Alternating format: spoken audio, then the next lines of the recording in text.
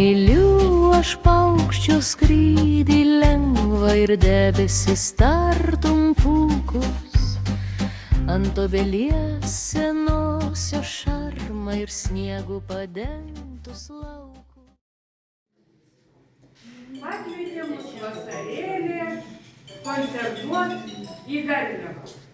Sveikina jūs kibirkštėlė, dovanoja nuotaiką. Jei pritarsit, plokit garsiai. Jei patiksim, tai šypsokit ir su kibirkštėle dainuokit. Jonavos rajono neįgaliųjų draugijos ansamblis Kibirkštėlė!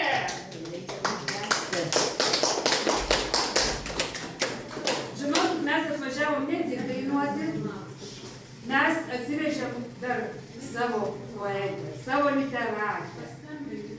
Mūsos literatė Gražina Čekavičienė. Paplokim. Gyvenimas tai laikas, o laikas tai gyvenimas.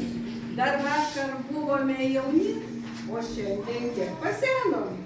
Dar vakar statėme pilis, svajonių, ateities, o šiandien prašome mirties, nekirskis iš peties.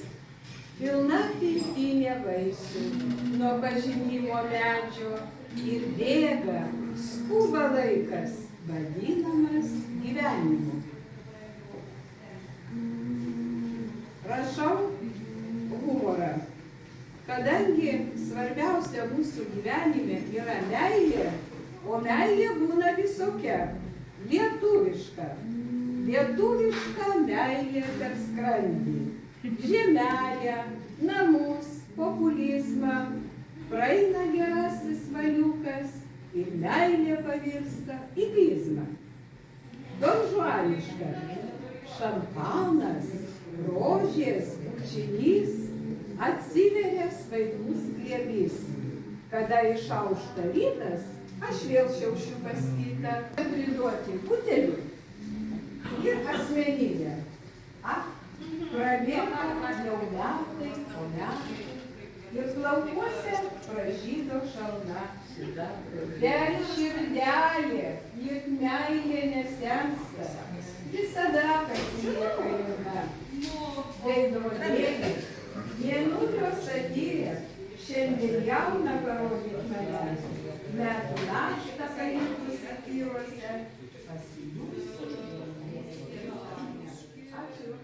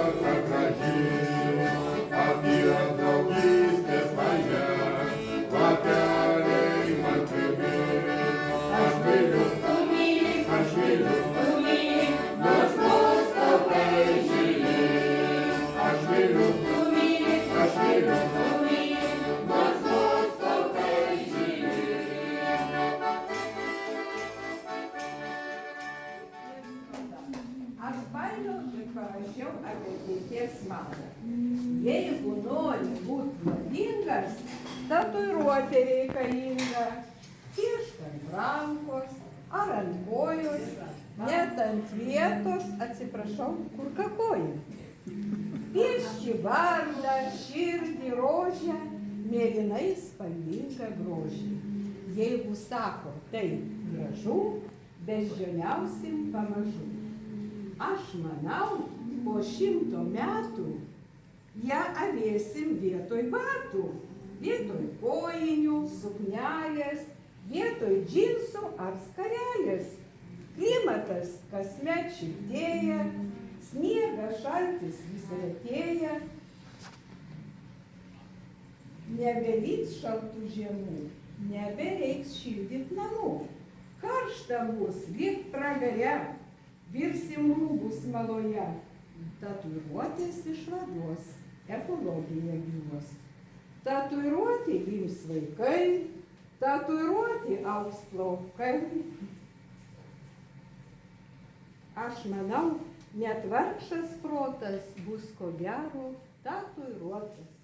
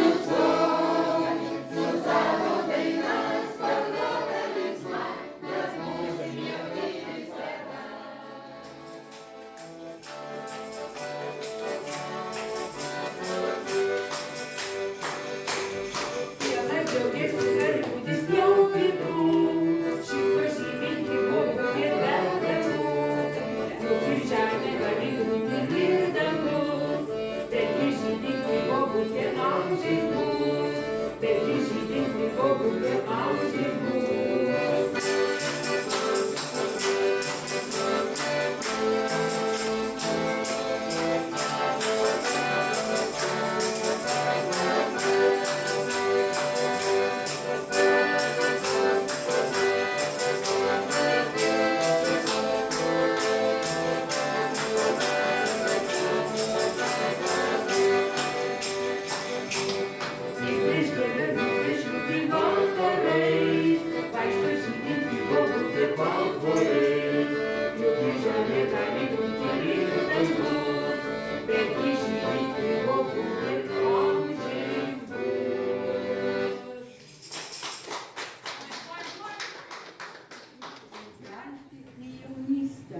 Prisiminti pirmą meilę. Eilėraštis vadinasi Palydėjai mane lyg vartelių. Palydėjai mane lyg vartelių. Ir įstrigom baltutai pusniai.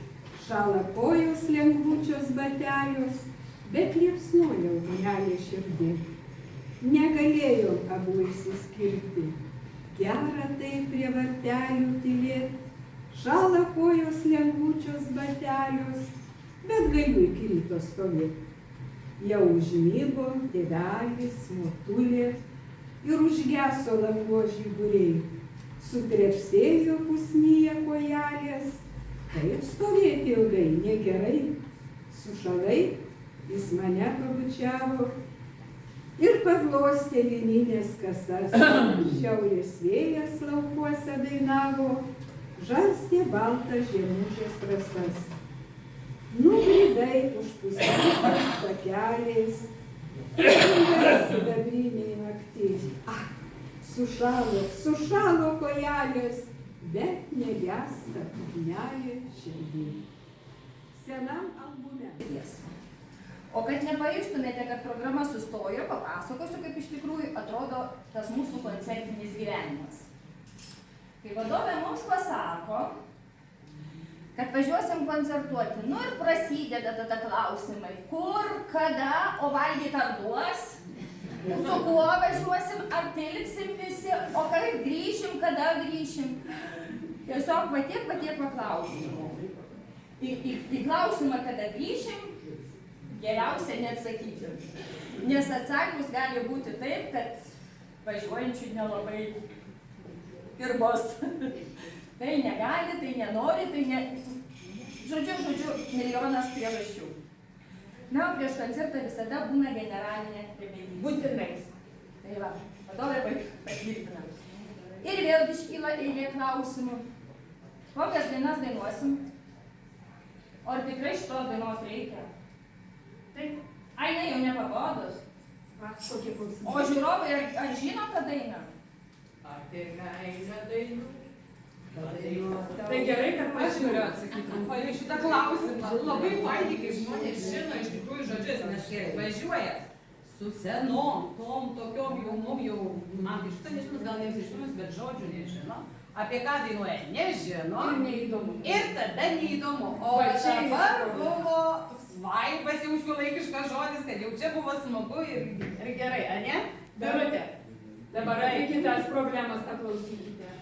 Ir taip vyksta prieš kiekvieną koncertą. Lygiai tas pats buvo ir prieš jį. Bet yra dar viena taisyklė, kurios reikia kolektyve laikytis ir griežtai. Jeigu pamiršai žodžius, šypsokis. O jeigu melodija, nu dar daugiau šypsokis. O jei atsitiks taip, kad pamiršai žodžius ir melodiją, tada kažką improvizuok. Bus nauja oranžuotė. Ir dar vienas dalykas. Kai koncerte viena dainininkė suklysta, kiti turi to nepastebėti. Jei suklysta dvi, apsimetam, kad taip turėjo būti. O jei suklysta visi, tada vadinasi naujas kūrinys. Tikiuosi, mūsų dainininkės jau ir dainininkai pailsėjo, atsikvėpė. Tad prašom visi sugrįžti ir tęsiam toliau. Tęsiam.